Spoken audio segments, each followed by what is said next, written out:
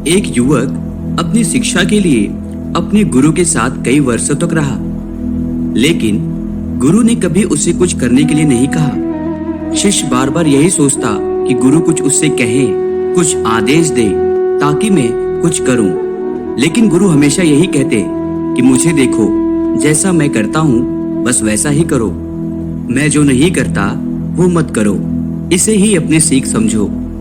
लेकिन युवक ने कहा, इससे मुझे कुछ समझ में नहीं आ रहा, मुझे आप कहीं और भेज दीजिए।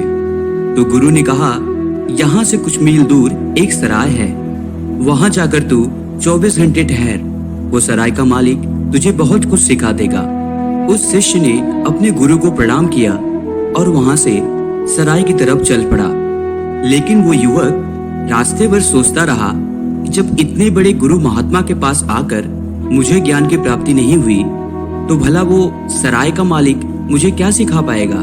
आखिर वो एक धर्मशाला का रखवाला ही तो है।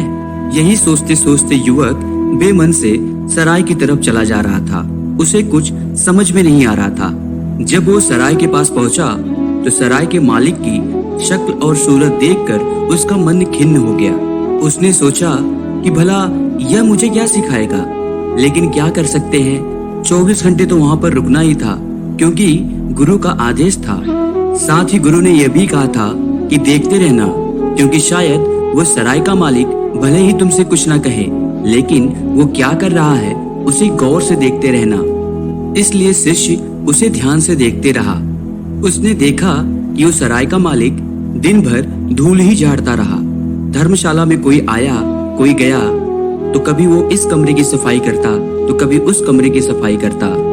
बस वो दिन भर धूल ही झाड़ता रहा। जब शाम हुई तो शिष्य ने देखा सराय के मालिक ने बर्तन साफ करना शुरू कर दिया, और रात के 11 बज चुके थे, फिर भी वो बर्तन ही साफ कर रहा था, और वह बर्तन साफ करता करता ही सो गया। जब सुबह 5 बजे उस शिष्य की नींद खुली तो वह भागा कि देखे कि आखिर वो सराय का मालिक क्या कर रहा है। तो उसने देखा कि सराय का मालिक पुनः वह बर्तन साफ कर रहा है। जिन बर्तनों को उसने रात को साफ कर लिया था, उसे वह दोबारा साफ कर रहा था। यह सब देखकर उस शिष्य से रहा नहीं गया। उसने सराय के मालिक के पास जाकर पूछा कि महाराज, सब कुछ तो ठीक है और मैं आपसे ज्यादा ज्ञान की उम्मीद भी नहीं रखता, लेकिन आप मुझे इतना तो बता दे कि ये साफ किए हुए बर्तन आप दोबारा क्यों साफ कर रहे हैं? तब उस सराय के मालिक ने जवाब दिया कि रात भर ये बर्तन रखे रहें तो भी इस पे धूल जम जाती है। केवल उपयोग करने से ही धूल नहीं जमती, रखे रहने पर भी धूल जम जाती है।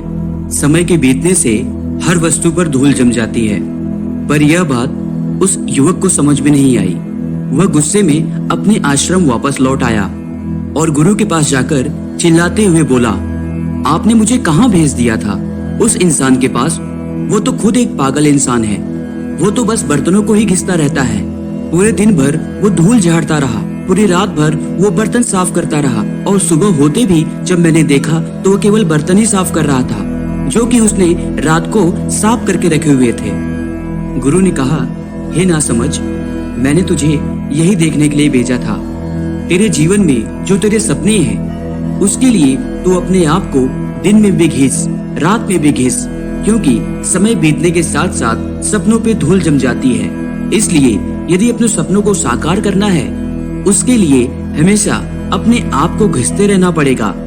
दोस्तों, इस कहानी के माध्यम से वो गुरु अपने शिष्य को सिखाना चाहते थे कि समय बीतने के साथ हमारे दिमाग में नकारात्मक विचारों, हीन भावना, हिंसा, क्रोध आदि की धूल जम जाती है। इसलिए इस धूल को रोज साफ करते रहना चाहिए, क्योंकि हमारा दिमाग ऐसा ही बनाया गया है।